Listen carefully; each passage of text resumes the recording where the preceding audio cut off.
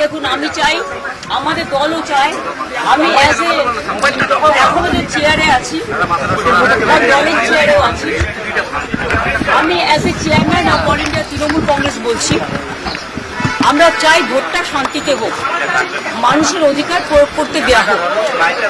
কিন্তু বিশেষ করে কতগুলো অবজারভার নিয়ে আসা হয়েছে বিভিন্ন জায়গা থেকে, এবং অনেক পুলিশ অফিসার নিয়ে আসা হয়েছে যারা বাংলাকে বোঝেন।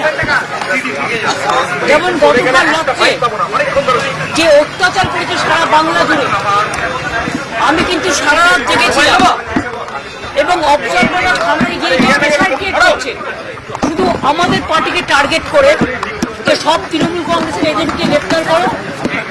ব্লক প্রেসিডেন্ট, আমার ইউথের ব্লক প্রেসিডেন্টকে সকালেও অ্যারেস্ট করেছিল, আমাকে একজন চেষ্টায় নিতে হয়েছিল, থানায় আমি যাইনি, ববি গিয়ে ছাড়িনি। এইভাবে বাবাই এর বাড়িতে কালকে রাত্রিবেলা, বাবাই এটা 17 নম্বর ওয়ার্ডের কাউন্সিলর, এত পপুলার ছেলে এই এলাকায়, তার বাড়িতে